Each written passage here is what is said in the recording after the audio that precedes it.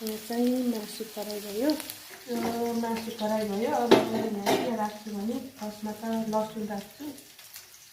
गाउँको लोकल लसुन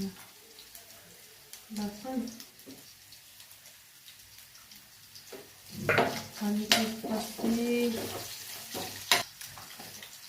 अचार रेडी भइसक्यो। कस्तो भयो अचार प्याज राख्नु है।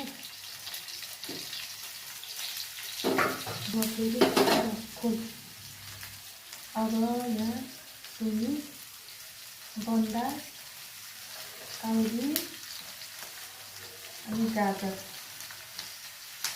अनि टमाटर पनि राखिदिन्छु ल। अब हजुरको चाहिँ राख्छु हेर्नु होला। हेर्नु कति राम्रो भयो मेरो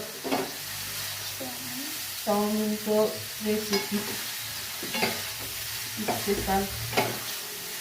मैले चाहिँ कहिले पनि बाहिर त खान्न, हामीले सबै घरमा बनाएर खान्छ नि त।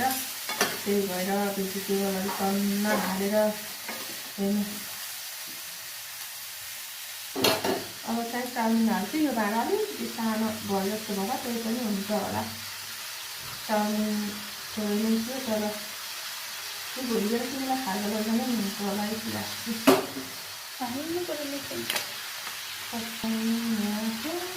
अरिजिनलको राख्छु तर आउँछ नि त, धुलो नराख्नै यसलाई।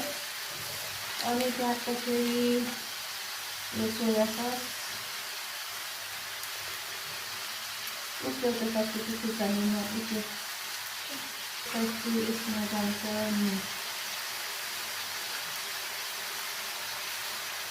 मसला नै होला नि, भुटेको गर्नै भनेको मसला।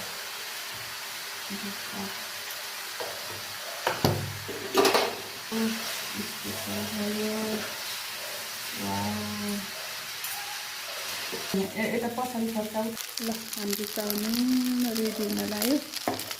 टक्क लगाएर